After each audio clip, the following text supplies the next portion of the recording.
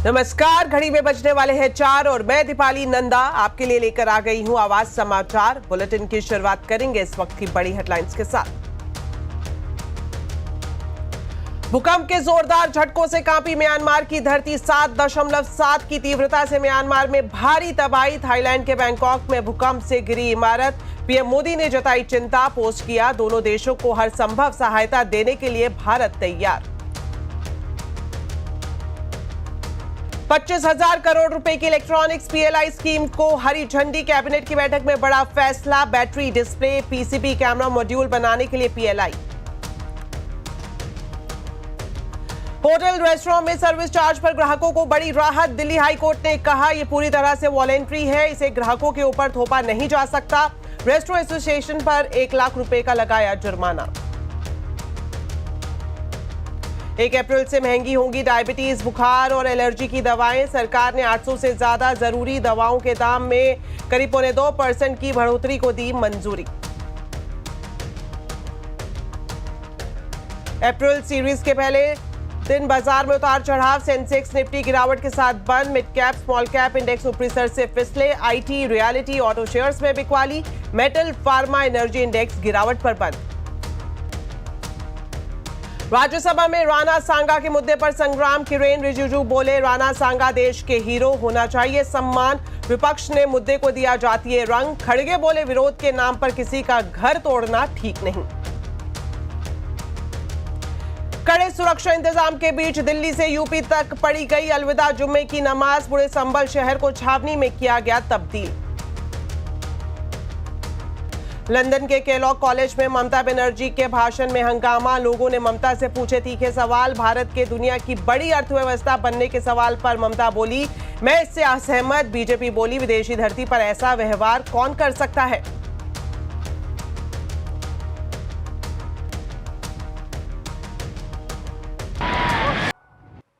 आज सुबह बेहद दर्दनाक हादसा हुआ। म्यांमार और थाईलैंड में भूकंप के जबरदस्त झटके महसूस किए गए। झटके इतने तेज थे कि पूरा म्यांमार और थाईलैंड बुरी तरह से हिल गया। भूकंप की तीव्रता 7.7 थी। हादसे में अब तक 25 लोगों की मौत की खबर है। म्यांमार की सेना ने देश के मध्य भाग के एक बड़े हिस्से में इमरजेंसी घोषित कर दी है। भूकंप की तस्वीरें वाकई दिल दहलाने वाली हैं। म्यांमार में नदी पर बना एक पुल ढह गया। बैंकॉक में एक निर्माणाधीन इमारत देखते ही देखते धराशायी हो गई। हादसे में ये जानकारी मिल रही है कि अभी भी 43 से ज्यादा लोग फंसे हुए हैं। भूकंप से तबाही मचने के बाद थाईलैंड के प्रधानमंत्री ने बैंकॉक को इमरजेंसी जोन घोषित कर दिया है। बैंकॉक में एहतियातन पहले ट्रेन सर्विस को अस्थायी रूप से बंद किया गया। उसके बाद अब बैंकॉक का इंटरनेशनल एयरपोर्ट भी 2 घंटे के लिए बंद कर दिया गया है। म्यांमार और थाईलैंड में आए भूकंप पर प्रधानमंत्री नरेंद्र मोदी ने चिंता जताई है। प्रधानमंत्री मोदी ने एक्स पर पोस्ट कर लिखा कि भारत हर संभव सहायता देने के लिए तैयार है। साथ ही विदेश मंत्रालय से म्यांमार और थाईलैंड की सरकारों के साथ संपर्क में रहने को भी कहा है। साथ ही पीएम ने सभी के सुरक्षित होने की भी कामना की है। आपको बता दें भूकंप इतना जोरदार था कि इसका असर भारत, बांग्लादेश और चीन समेत 5 देशों में दिखा। मेघालय के ईस्ट गारो हिल्स में 4 की तीव्रता से भूकंप के झटके महसूस किए गए और इसके साथ ही कोलकाता और इम्फाल में भी हल्के झटके महसूस किए गए। और म्यांमार और थाईलैंड में आए भयानक भूकंप से भारत के और खासकर गुजरात के व्यापारी भी काफी चिंतित है। व्यापार पर क्या इसका असर होगा, बताने के लिए अब सीधा हमारे साथ जुड़ रहे हैं केतन जोशी। तो केतन, आपसे जानना चाहेंगे, आप अहमदाबाद में मौजूद हैं और गुजरात की बात करें तो यहाँ पर बड़े पैमाने पर एक्सपोर्ट किया जाता है। खासतौर पर अगर हम दवाएं, केमिकल या फिर टेक्सटाइल एक्सपोर्ट की बात करें तो वहाँ पर क्या कुछ जानकारी मिल रही है? व्यापारियों को कितने नुकसान होने की संभावना है? देखिए, 3 जो प्रमुख सेक्टर आपने बताए, जो दवाइयाँ यहाँ से एक्सपोर्ट होती है, खासकर टेक्सटाइल और केमिकल, उसमें बहुत बड़ा गैप आ सकता है क्योंकि थाईलैंड और म्यांमार, खासकर म्यांमार की जितनी भी दवाइयों की सालाना ज़रूरत है उनमें से 42% दवाइयाँ है वो भारत उसको पूरी करता है और उसमें से गुजरात का हिस्सा ज़्यादा है। अभी इडमा गुजरात के फॉर्मर चीफ से हमारी बात हुई, उसके मुताबिक 2100 करोड़ की दवाइयाँ सिर्फ गुजरात से म्यांमार हर साल जाती है। कुछ हिस्सा है वो थाईलैंड में भी जाता है। तो म्यांमार में अब डिमांड भी काफ़ी बढ़ जाएगी और दाम भी बढ़ जाएंगे।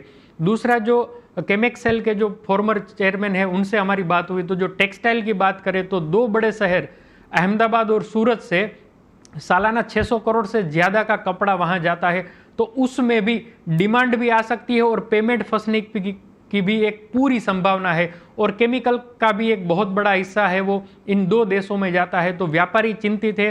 कुछ व्यापारियों ने वहाँ के इंडस्ट्री मिनिस्टर से भी बात की, भरत छाजड़ ने वहाँ से बात कर ली और ये भी आश्वस्त किया कि अभी पेमेंट की जो स्थिति होगी वो हम देख लेंगे, लेकिन जो आपको ज़रूरत है वो हम यहाँ से भिजवा देंगे।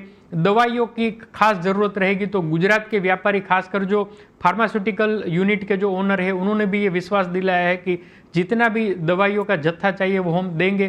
तो खासकर गुजरात के ऊपर ये 3 बड़ी जो बिजनेस की है वो उस पर म्यांमार और थाईलैंड निर्भर है। तो यहाँ से उनकी डिमांड भी बढ़ने वाली है और कुछ हद तक, कुछ महीनों तक उसकी पेमेंट भी अभी रुक जाएगी, ऐसी व्यापारियों ने आशंका व्यक्त की है। जी शुक्रिया केतन इस पूरी जानकारी के लिए।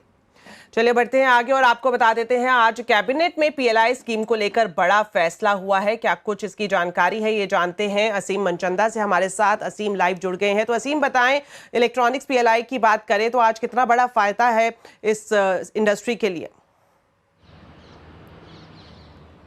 देखिए, सरकार का ये लक्ष्य है कि देश में $100 बिलियन का इलेक्ट्रॉनिक इक्विपमेंट का प्रोडक्शन हो, तो उसके लिए सरकार ने आज इलेक्ट्रॉनिक कंपोनेंट पीएलआई स्कीम को हरी झंडी दे दी है। करीब 25,000 करोड़ रुपए की ये पीएलआई स्कीम है। तो सरकार को उम्मीद है कि अगले 5 साल के अंदर इस सेक्टर के अंदर 40,000 करोड़ रुपए का निवेश आएगा।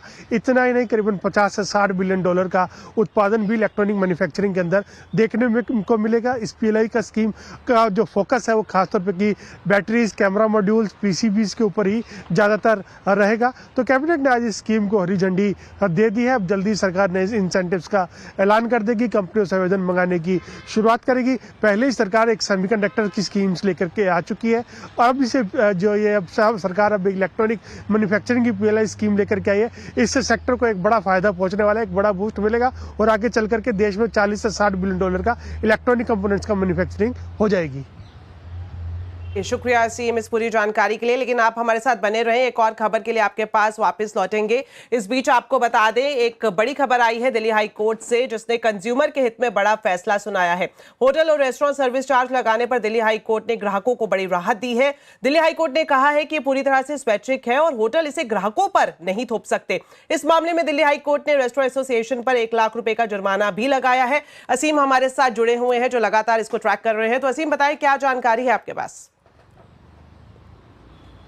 देखिए, आप किसी होटल या रेस्टोरेंट में भी खाना खाने जाते हैं तो जब आपको बिल थमाया जाता है तो उसमें एक 10% का सर्विस चार्ज थोपा जाता है। तो आपको लगता है कि ये किसी तरह का गवर्नमेंट का टैक्स है और आप उसको दे देते हैं, लेकिन बाद में आपको पता चलता है कि ये रेस्टोरेंट का ही एक प्रकार का चार्ज था जो रेस्टोरेंट वसूल रहा है। तो इसको लेकर के जो सेंट्रल कंज्यूमर प्रोटेक्शन अथॉरिटी है उसने 2022 में एक गाइडलाइन जारी की थी और कहा था कि आपको ग्राहक को ये बताना पड़ेगा कि ये पूरी तरह से वॉलंटरी है और ग्राहक इसको देने से इनकार कर सकता है। लेकिन इसकी बात जो है रेस्टोरेंट एसोसिएशन ने नहीं मानी थी।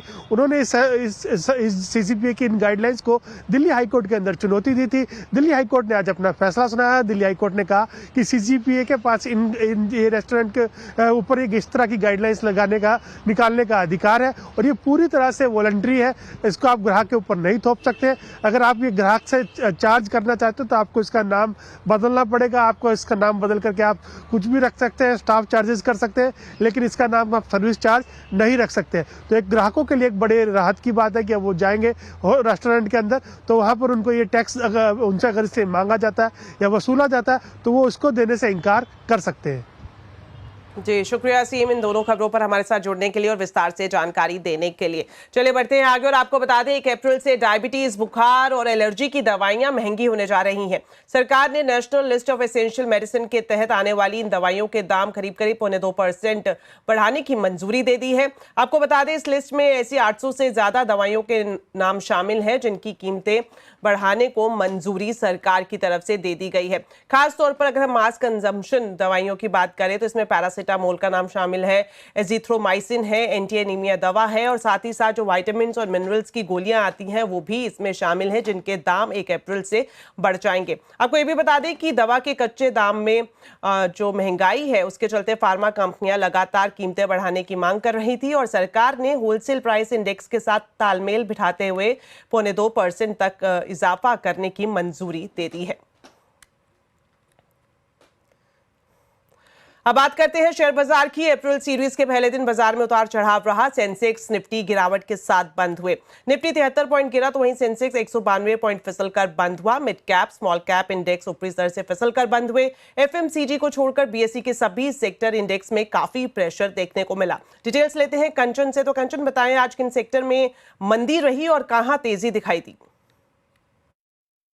तो डेफिनेटली अप्रैल सीरीज के पहले दिन हमें मार्केट के अंदर एक उतार चढ़ाव तो देखने को मिला है, लेकिन अब देख लेते हैं कि स्टॉक स्पेसिफिक एक्शन आज के सत्र में किस तरीके का रहा है। सबसे पहले निफ्टी के बढ़ने वाले शेयर्स की बात करी जाए तो एफएमसीजी पैकी की बात करें तो यहाँ पे हमें अच्छे गेन्स देखने को मिले हैं। टाटा कंज्यूमर पहले नंबर पे आता है, 3% की बढ़त यहाँ देखने को मिली है।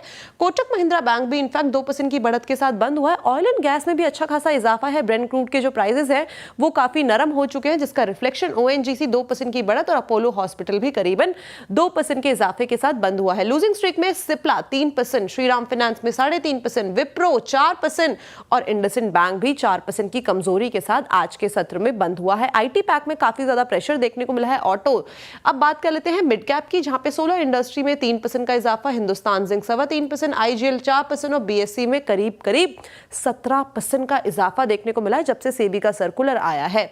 अब गिरने वालों की बात करी जाए तो IDFC first bank 4%, Tata Elxsi 4%, AU small finance bank में 4% और साथ ही साथ ओला इलेक्ट्रिक भी आज करीबन 4% की गिरावट के साथ बंद हुआ है। शुक्रिया कंचन इस पूरे मार्केट अपडेट के लिए। FY25 का आज आखिरी ट्रेडिंग दिन था। FY25 रिटर्न के लिहाज से चिराने वाला ही था। अक्टूबर से जो झटके शुरू किए वो मार्च तक महसूस किए गए। भला वो मार्च सीरीज का जिसने मायूसी को मुस्कुराहट में बदला। FY25 जैसे तैसे पॉजिटिव बंद हो रहा है। तो FY25 का पूरा लेखा जोखा बता रही हैं हमारी सहयोगी मिताली जैन। तो FY25 जो था वो थोड़ा सा म्यूटेड नज़र आया मैसिव करेक्शन के बाद, लेकिन फिर भी नज़र डालते हैं कि कौन थे टॉप मूवर्स, क्या था आईपीओ बाजार का हाल। सबसे पहले आप निफ्टी सेंसेक्स पर नज़र डालें तो यहाँ पे निफ्टी और सेंसेक्स से 5 to 6% की हमें अपसाइड मूवमेंट देखने को मिली, लेकिन सबसे ज़्यादा बैंक निफ्टी ने अच्छे रिटर्न्स दिए। 8% के यहाँ पे रिटर्न्स इस फाइनेंशियल ईयर में निफ्टी बैंक देता हुआ नजर आया। Nifty small cap mid cap की अगर मैं बात करूँ तो यहाँ पे भी 5 to 6% के रिटर्न्स हमें एवरेज बेसिस पे नजर आए। FIs की बात करें तो नेट पे देखें तो FY25 में पूरा ही 4 लाख करोड़ की बिकवाली टोटल FIs यहाँ पे करते नजर आए, लेकिन DIIs ने थोड़ा मार्केट को संभाले रखा और 6 लाख करोड़ की स्ट्रॉन्ग बाइंग हमें यहाँ पे DIIs से देखने को मिली है। स्ट्रॉन्ग मूवर्स जो सुपर हीरो कहलाए जा सकते हैं FY25 की, उनमें बात करें तो श्रेणी में सबसे पहला नाम है वो है PG इलेक्ट्रोप्लास्ट का। 460% का रिटर्न इसने 1 अप्रैल से 31 आज तक अपने इन्वेस्टर्स को दिया है। DSW होल्डिंग्स, मजगांव डॉक ने भी 200% का प्राइस में अपसाइड मोमेंटम दिखाया है। साथ ही TND यानी कि transformers and rectifiers, Sharda energy, Deepak fertilisers ने भी यहाँ पे 150-160% के अपसाइड मूवमेंट्स अपने प्राइस स्टॉक्स में दिखाए हैं। साथ ही अब बात करें कि कौन थे अपने इन्वेस्टर्स को सबसे ज़्यादा रुलाने वाले शेयर्स, तो Raymond lifestyles, IndusInd bank, Sonata soft, यहाँ पे 50% से ज़्यादा की गिरावट इन स्टॉक्स ने महसूस करी है। इसके अलावा Vodafone idea, Adani enterprises, Birla soft और डिलीवरी भी यहाँ पे आपको शामिल नजर आएंगे। कल जैसे रीबैलेंसिंग थी तो सेमी एनुअली रीबैलेंसिंग होती है। इससे पहले सितंबर 2024 में जो रीबैलेंसिंग हुई थी वहाँ पे निफ्टी 50 में हमें BEL और ट्रेंड आते हुए नजर आए थे। साथ ही डीवी स्लैब और LTI माइंड्री यहाँ से विदाई लेते हुए नजर आए थे सितंबर 2024 में। लेकिन मार्च 2025 की हम बात करें तो जोमैटो और जियो फाइनेंशियल ने निफ्टी 50 में एंट्री मारी है और साथ ही BPL और ब्रिटानिया, BPCL और ब्रिटानिया आपको यहाँ से निफ्टी 50 से आउट होते हुए नजर आए। अब बात करें हम IPO मार्केट की तो IPO मार्केट का जो मेन बोर्ड था 82 कंपनीज ने यहाँ पे IPOs इशू किए और 2.27 लाख करोड़ के फंड्स यहाँ पे रेज होते हुए नजर आए। SME IPOs भी तगड़े थे, 242 के आसपास SME IPOs लिस्ट हुए और काफ़ी बड़ा अमाउंट यहाँ पे SME IPOs ने भी लिस्ट किया, यहाँ पे रेज किया है। सबसे बड़े लिस्टिंग गेन्स कहाँ पे देखने को मिले उनकी बात करें तो विभोर स्टील ट्यूब्स यहाँ पे 196% का लिस्टिंग गेन देखने को मिला। साथ ही BLS E services, Mamata machinery, Bajaj housing, KRN heat exchanger यहाँ पे देखिए 120 से 180% तक के भी लिस्टिंग गेन आपको देखने को मिले। इन IPOs में से कहाँ चली बाजी उसकी बात करें तो KRN हीट एक्सचेंजर अपने लिस्टिंग गेन के बाद 300% का रिटर्न अपने इन्वेस्टर्स को देता नजर आया। ज्योति CNC, भारतीय हेक्साकॉम 155-220% के यहाँ पे आपको रिटर्न देखने को मिले। अब बजाज हाउसिंग और ओरिएंट टेक भी यहाँ पे लिस्ट में आपको शामिल नज़र आया है प्रीमियर एनर्जी के साथ। लेकिन 5-6 स्टॉक्स ऐसे भी है जहाँ बड़े बड़े हमें डाउनसाइड मूवमेंट इनके प्राइस रेंज में नज़र आए, जिसमें popular vehicles, Godavari bio refineries, करारो India, western carriers शामिल है। यहाँ पे देखिए 50 to 70% के डाउनसाइड प्राइस मूवमेंट्स देखने को मिले। तो ये था FY25 का पूरा लेखा जोखा। आगे आने वाला FY26 क्योंकि मंगलवार से शुरुआत हो रही है उसकी, तो हम चाहते हैं कि हमारे दर्शकों के लिए पूरा FY26 काफ़ी मंगलमय रहे। चलिए बढ़ते हैं आगे और आपको बता दें जियो फाइनेंशियल और जोमेटो की एंट्री से निफ्टी की सूरत बदल गई है। नई एंट्री से शेयर्स को फायदा होगा या नुकसान, साथ ही निफ्टी में एंट्री और एग्जिट करने वाले पुराने खिलाड़ियों का क्या हाल होगा। डिटेल्स लेते हैं हरमस फटाकिया से। तो हरमस बताएं, नए खिलाड़ियों की एंट्री से निफ्टी में क्या बदलेगा? निफ्टी की सूरत तो बदली है जैसे आपने कहा, और आज जियो फाइनेंशियल और जोमेटो दोनों की एंट्री हुई है निफ्टी में। तो पहले उन्हीं की बात कर लेते हैं कि निफ्टी में आने से पहले ये जो हम रिटर्न्स बताने जा रहे हैं ये इंडेक्स में आने के बाद और इंडेक्स में से जाने के बाद के दरमियान के रिटर्न्स है। और BPCL और ब्रिटानिया आज बाहर हुए हैं निफ्टी से। मगर पहले बात करते हैं निफ्टी के एंट्रेंस की, जो है जियो और जोमेटो। पहले जोमेटो की ही बात कर लेते हैं कि निफ्टी में आने से पहले जो है स्टॉक का किस तरह से मूव था। और पिछले 6 महीनों में अगर हम देखें तो 28% की गिरावट हमें जोमेटो में देखने मिली है। अपने ऊपरी स्तरों से काफ़ी टूटा है स्टॉक, तो वहाँ पर एक जो है नेगेटिव रिएक्शन हमें देखने मिला है। जियो फाइनेंशियल का हाल भी कुछ ज़्यादा अच्छा नहीं है। पिछले 1 महीने में अगर हम देखेंगे तो शायद 11% की तेज़ी आपको दिखे, मगर 6 महीने के रिटर्न्स अगर आप देखें तो 40% की गिरावट हमें वहाँ देखने मिलती है। पिछले साल सितंबर में 2 और स्टॉक्स हुए थे निफ्टी में शामिल, जो ट्रेंड थे और BEL। ट्रेंड की बात हम पहले करते हैं और उसने निफ्टी में तब एंट्री करी थी जब निफ्टी ने रिकॉर्ड हाई बनाया था। तब से जाकर निफ्टी भी गिरा है, ट्रेंड भी गिरा है। 31% की गिरावट हमें पिछले 6 महीनों में देखने मिली है। BEL PSU शेयरों में जो रिकवरी हुई है BEL का, उसको भी नतीजा देखने मिल रहा है। पिछले 6 महीनों में अगर आप देखें तो 3% की बढ़त हमें देखने मिल रही है, जबकि निफ्टी में शामिल होने के 1 महीने के बाद BEL भी in line with the Nifty 8% गिरा भी था। आप बात करते हैं थोड़ा सा और पीछे अगर हम चले तो श्रीराम फाइनेंस, जो कि आज ही के दिन पिछले साल निफ्टी में शामिल हुआ था और तब से लेकर अच्छे रिटर्न्स दिए हैं श्रीराम फाइनेंस ने। निफ्टी में शामिल होने के 6 महीने के बाद ही 52% के रिटर्न्स श्रीराम फाइनेंस ने दिए थे। सो ये एक अच्छा परफॉर्मर रहा है निफ्टी में शामिल होने के बाद। थोड़ा सा और अगर हम पीछे चले तो निफ्टी में शामिल कुछ और स्टॉक्स भी हुए थे, जिसमें एक LTI माइंट्री था जिसका सफ़र जो है निफ्टी में बहुत कम रहा। निफ्टी में रहते रहते तो इसका सफ़र थोड़ा, रिटर्न्स अच्छे थे। 6 महीने में 30% के रिटर्न्स देखने मिले थे निफ्टी में शामिल होने के बाद, मगर पिछले साल ही उसकी निफ्टी से विदाई भी हो गई थी, जिसके बारे में हम बात करेंगे कुछ देर में। मगर आगे अगर हम बढ़े तो अडानी एंटरप्राइजेस एक और ऐसा स्टॉक था जो निफ्टी में शामिल हुआ था, दूसरा अडानी ग्रुप स्टॉक जो निफ्टी में है। और पहले तो अगर आप देखें तो ठीक ठाक रिटर्न्स थे, मगर हिंडनबर्ग 1.0 के आने के बाद स्टॉक की काफ़ी पिटाई हुई थी और 6 महीने में जो है स्टॉक आधा हो गया था निफ्टी में आने के बाद।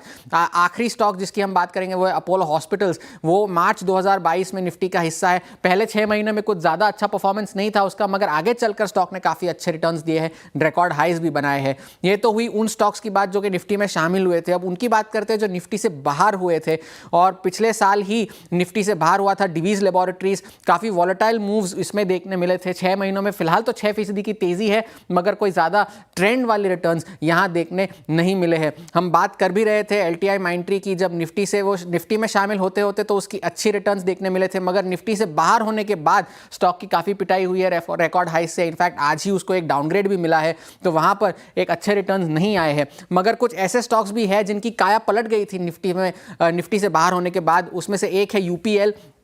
अच्छे रिटर्न्स दिए हैं उसने निफ्टी से बाहर होने के बाद। आज को अगर हम छोड़ दे तो 52 वीक हाई के आसपास ही कामकाज कर रहा है। 6 महीनों में 35% के रिटर्न्स निफ्टी से बाहर होने के बाद UPL ने दिए थे। एक और ऐसा स्टॉक है श्री सीमेंट, जिसने भी अच्छे रिटर्न्स दिए हैं। वो तो अपने रिकॉर्ड हाइस पर ट्रेड कर रहा है। 20% के रिटर्न्स निफ्टी से बाहर होने के बाद 6 महीने के अंदर इस स्टॉक ने भी दिए हैं। और आखिरी स्टॉक जिसकी हम बात करेंगे वो है इंडियन ऑयल कॉर्पोरेशन। निफ्टी से बाहर होने के बाद इसने कोई खास रिटर्न्स नहीं दिए है। 6 महीनों में 17% की गिरावट हमें देखने मिल रही है। तो कई फायदा है, कई नुकसान है, मगर जोमेटो और जियो फाइनेंशियल पर अब नजर बनाए रखने की जरूरत होगी कि वो निफ्टी की सूरत किस तरह से बदलते हैं। शुक्रिया हरमस इस पूरे एनालिसिस के लिए। चलिए बताते हैं अब आपको आज के आवाज अड्डा के टॉपिक के बारे में। क्या बाजार में सारी चिंताएं खत्म हो गई हैं? आज आवाज अड्डा में इसी पर होगी खास चर्चा। शाम को 7:57 पर जरूर देखिए। नई सीरीज, नई उम्मीद का स्वागत है। अब खबर संसद से, जहां राज्यसभा में आज कार्यवाही शुरू होते ही हंगामा मच गया। यह हंगामा समाजवादी पार्टी के सांसद रामजी लाल सुमन के बयान के खिलाफ हुआ। रामजी लाल सुमन ने हाल ही में राज्यसभा में राजपूत राणा सांगा को गद्दार कहा था। आज इस मुद्दे पर राज्यसभा में भारी हंगामा हुआ। सत्ता पक्ष ने बयान को लेकर माफी की मांग की। वहीं सदन में हंगामा बढ़ा तो संसदीय कार्य मंत्री किरेन रिजिजू खड़े हुए। उन्होंने कहा कि सदन में अगर देश के हीरो को कोई बेइज्जत करता है तो उसे सदन से माफी मांगनी चाहिए।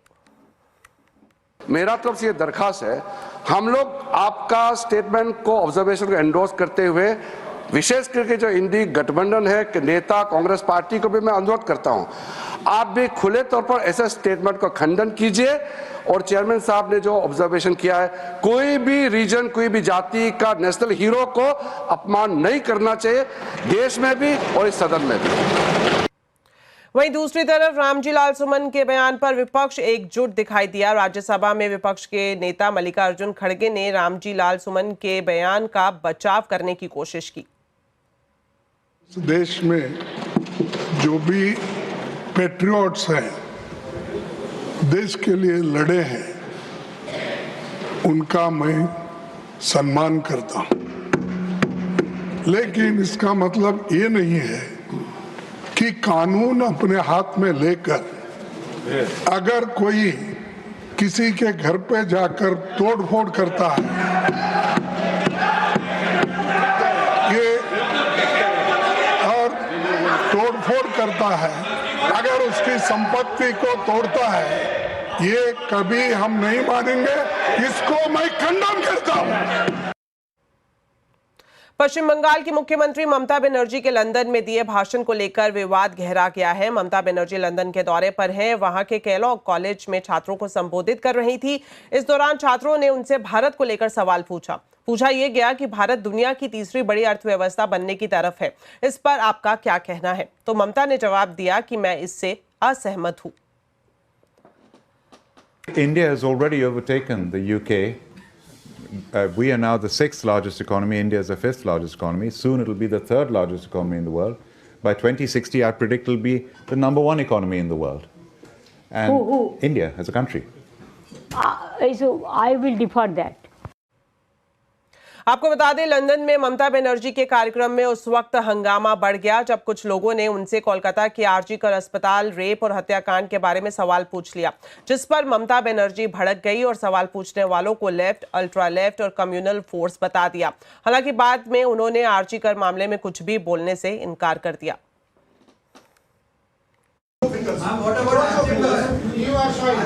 You know the case is sub judice and also it is central government has taken over. It is not with us. Please don't do politics here. It is not a political state that you can do it with me in my state, not here.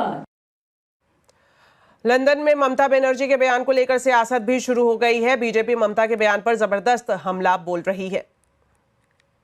जब कुछ protesters, कुछ लोग सवाल पूछते ममता बनर्जी से RG कर विषय पर, हिंदुओं पर हो रहे अत्याचार पर, जब वो भ्रष्टाचार और अव्यवस्था जो बंगाल में उसके बारे में पूछते हैं तो वो उन्हें पॉलिटिकल बोल देती है। अरे सवाल का जवाब दीजिए। इस बार विदेशी धरती पर बंगाल पुलिस या तृणमूल के गुंडे नहीं थे, तो सवाल का जवाब देने के बदले ऐसे ही लोगों को कैरेक्टराइज करना और भारत की उपलब्धियों को कम करके आंकना, भारत की बदनामी की सुपारी लेना, ये उनकी मानसिकता है। तो आज कंज्यूमर अड्डा में हम आपके लिए खास कवरेज लेकर आ रहे हैं, जिसमें हम आपको बताएंगे कि अप्रैल में कहां निवेश करना फायदेमंद रहेगा, कहां बढ़िया रिटर्न बनाएगा, और सब बातों का जवाब देंगे सेलिब्रिटी एस्ट्रोलॉजर चिराग दारूवाला। तो जरूर देखिए शाम 5:57 पर निवेश का राशिफल। तो इसी के साथ बुलेटिन में इतना ही। आप खबरों पर अपडेट रहें, CNBC आवाज से जुड़े रहें हमारे सोशल मीडिया हैंडल्स के जरिए। नमस्कार।